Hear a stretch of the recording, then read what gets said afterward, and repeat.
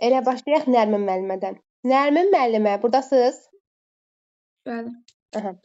Siz mənə deyin görüm, hansı etik prinsipimizdir ki, medianın, kütlənin və cəmiyyətin düzgün məlumatlandırılmasında əsas rol oynayır bu etik prinsip? Düzgün məlumatlandırma, ictimai ictimai etmə. Bəli, doğrudur. Çünki orada müəllim adının, şərəfini, ləyaqətini uzaq tutmalıdır. Əlbəttə. Əla. Yaxşı müəllimə, hansı etik prinsipdir ki, tərbiyəçi müəllim digər şəxsi mənafelərinin onun idarə etməsinə yol verməməlidir? Mənafelərinin Onu idarə etməsinə yol verməməlidir. Müəllimə qərəzsiz olmalıdır. qərəzsizlik prinsipi müəllim hüququna dinləsinə görə fərq olmalıdır. Bəli. Yaxşı müəllimə, hansı etik prinsipdir ki, müəllim bağçanın işgüzar nüfuzuna xələl gətirəcək hərəkətlərə yol verməməlidir? Orada bağçanın nüfuzuna Bəli, xələl gətirəcək hərəkətlərə yol verməməlidir. loyallıqda müəllimə Bəli. loyallıqda. Bəli. Qiymətləndirmənin Qiymət- neçə növü var müəllimə? Qiymətləndirmə başdan danışımda uşağın əqli, fiziki inkişafı haqqında məlumatların dəyərləndirilməsidir. Onun 3 növü var. Diaqnostik qiymətləndirmə, yəni ilkin qiymətləndirmə, şəxsin inkişafının izlənməsi, formativ qiymətləndirmə, bir də yekun hesabat. Yaxşı müəllimə, hansı qiymətləndirmədir ki, qrupdan qrupa keçəndə, sinifə yeni daxil olanda, dərs ilinin əvvəlində, bölmənin əvvəlində aparılır? Bəli. İlkin qiymətləndirmə. Rəy nədir müəllimə və hansı qiymətləndirmədə təşkil olunur? Rəyin 3 növü var. Destruktiv rəy, konstruktiv rəy, bir də egoyönümlü rəy. Destruktiv rəy yanlış rəydir, yəni mənfidir. Uşağın orada mənfi xüsusiyyətləri, mənfi cəhətləri vurğulanır. Bu da uşağın özünəmin, özgüvəninin azalmasına gətirib çıxardır. Konstruktiv rəy isə düzgün rəydir. Orada uşağın əvvəlcə müsbət xüsusiyyətləri vurğulanır. Daha sonra nəsə bir yanlışlıq olanda onlar deyilir. Bəli. Egoyönümlü rəy nədir bəs? Orada da uşaqlar müqayisə olunmamalıdır. Uşaq yalnız keçmiş nəticələri ilə müqayisə olunmalıdır. Xeyr. Egoyönümlü Ego rəy uşağın elə deyil. Egoyönümlü rəy uşaq yalnız mükafat almaq üçün çalışır. Yəni biri var məsələn dərs müqaviləndə oxuyasan, biri də məsələn müəllimlər var ki, məsəl üçün öz üzərində işləmir, tutaq ki, özləri maraqlı deyil də, yalnız məsəl üçün maaş almaq ki, sertifikasiyadan keçsinlər, getsinlər işləsinlər. Bu artıq egoyönümlü rəydir. Nəyinsə xatirində. xatirinə bəli. Amma biri var məsəl üçün müəllim var ki, hazırlayır, öz üzərində çalışır. Başqa şeydir. Yaxşı müəllimə, məşğələnin neçə mərhələsi var? 3 mərhələsi: aktuallaşdırma, motivasiya, dərk etmə. Motivasiya nədir müəllimə? Nə zaman yaradılır? Motivasiya dərsin əvvəlində yaradılır, sual-cavablar, məsələn, müxtəlif fərziyyələrə səbəb olan vəziyyət yaratmaqla, diqqəti cəlb etmək üçün uşağı maraqlandırmaqla, uşağın öz bacarıqlarını həyata keçirməyə sövq etməklə. Bəli.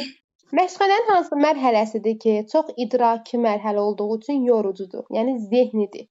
Dərk etmə mərhələsi. Orada bilik və bacarıq fəal öyrənməlidir. Bəli.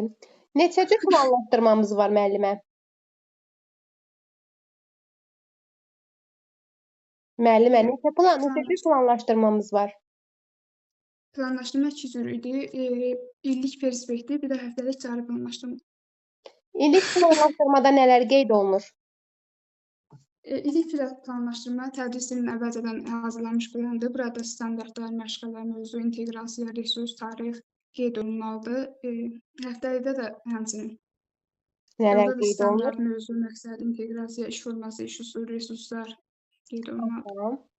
Doğrudur müəllimə. Yaxşı müəllimə, belə bir şey deyim sizə. Deyirəm ki, məşğələni təşkil edərkən idman dəqiqəsi verirəm. Məşğələnin hansı mərhələsində verməliyəm? İdman dəqiqə? Bəli, idman dəqiqəsini hansı mərhələdə verirəm? Dərk etmə. Bəli, dərk etmədə. Dərk etmə. Bəli. Hansı iş formasıdır ki, daha yaxından əməkdaşlıq mövcuddur? Cütlərlə iş formasında daha yaxından əməkdaşlıq var. Bəli. Hansı iş formasıdır ki, yaxından əməkdaşlıq var? Qruplarla işdə. Aha, bəli, düz doğrudur. Üzr istəyirəm, mən qarışdım. Yaxşı müəllimə, hansı iş formasıdır ki, bu iş formasında əsas mənfi xüsusiyyət vaxt azlığıdır? Fərdi iş formasından alınır. Fərdi iş formasının xüsusiyyətlərini qeyd edin, zəhmət olmasa. Fərdi iş forması belədir ki, uşaqlarda sərbəst düşünmə yaranır, formalaşır. Uşaqların potensial imkanları müəyyənləşir, onların zəif cəhətləri müəyyən olunur. Bir də uşaqlarda özünə inam formalaşır. Bəli. Müstəqil fəaliyyət hansı iş formasına aiddir? Müstəqil fikir söyləmə, qruplarla işdə. Məhz müstəqil fəaliyyət?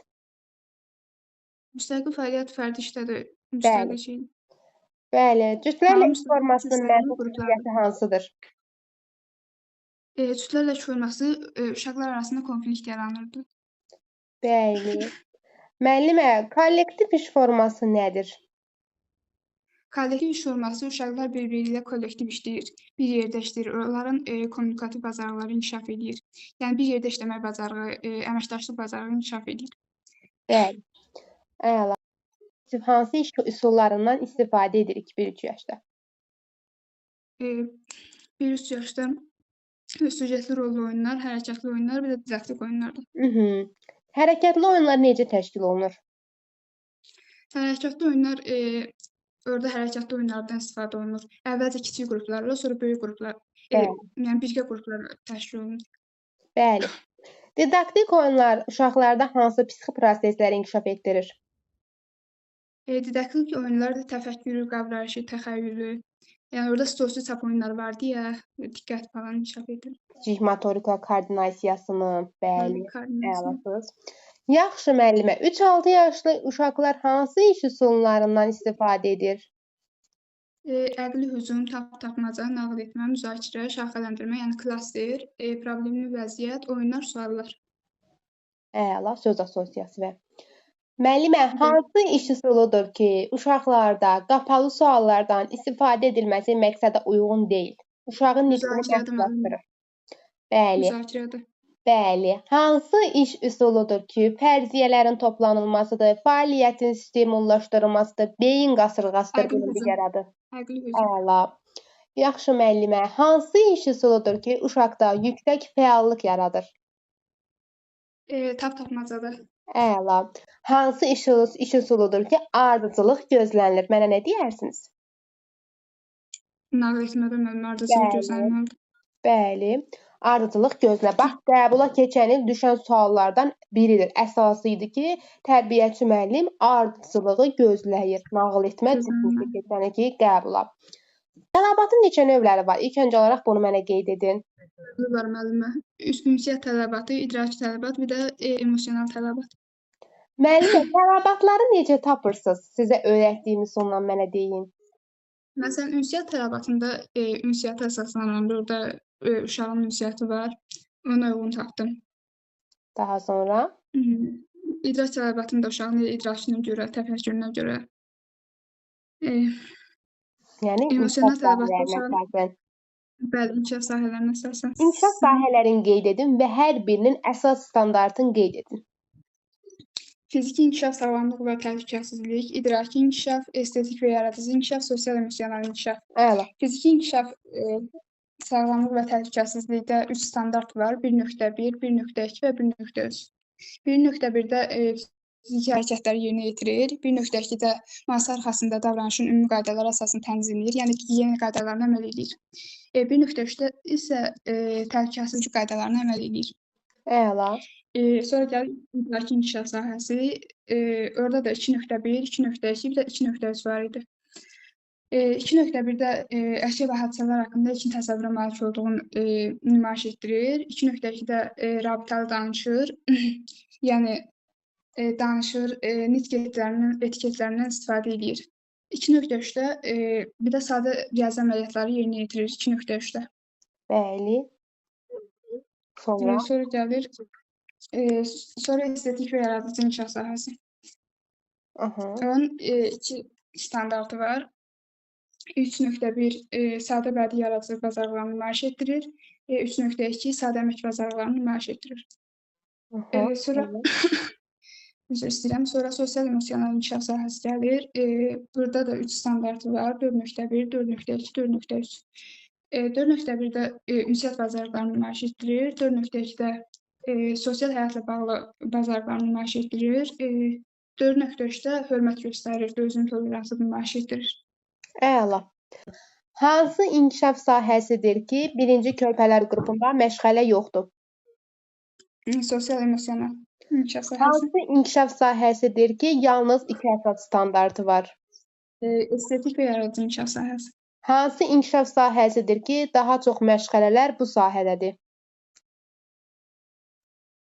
İdraki inkişaf sahəsi. Bəli. Bəli. Bəli. Məşğələlər neçə kateqoriyaya bölünür? 3 təfəkkürlə bağlı səriştələr var, fəaliyyətlə bağlı, bir də dairələrlə bağlı səriştələr var. Tənqidi təfəkkür nədir? Qəbulun nömrə 1 suallarındandır. Tənqidi təfəkkür informasiya arasında eyniliyi, fərqləri müəyyənləşdirir, yəni analiz edir. Deyirəm ki, Nərmin müəllimə, bugünkü dərsimizə münasibətinizi bildirin. Bəli, orada mənfi və müsbət xüsusiyyətlər sezir. Məsələn, mövzunu yaxşı izah elədi, amma müəyyən bir çətinliklər oldu. Belə analiz edir, tənqidi təfəkkür. Əla.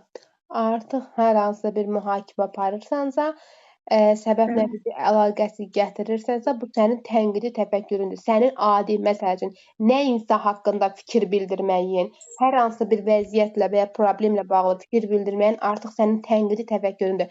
Arqument gətirə bilərsən, səbəb nəticə əlaqəsi gətirə bilərsən, analiz edə bilərsən, yəni fikirlərini bildirə bilərsən. Artıq tənqidi təfəkkürdür bu. Yaxşı müəllimə, belə deyim sizə, təfəkkür kateqoriyasından olan hansı səriştədir ki, uşağın müstəqil fəaliyyət yerinə yetirməsinə kömək edir? Müstəqil fəaliyyət, orada müstəqil öyrənmə. Bəli, doğrudur müəllimə. Məşğələni təşkil edərkən məqsədimizi nəyə nəzərə alıb qururuq? Məqsədimizi nəyə əsasən qururuq? Smartda. Aha. Smartın hərflərinin mənasını izah edin. Smart spesifik dəqiq aydın olmalı, mesurabli, ölçülə bilən, qiymətləndirilə bilən, sonrası MA, bir də atifiyabli, əldə oluna bilən, realist, real imkanlar və resurslar, sonra time, qoyulan vaxt müddəti, məşğələyə qoyulan vaxt. Aha. Məşğələ məqsədimi müəyyən etmişəm. Məqsədə çatmaq üçün nə müəyyən etməliyəm?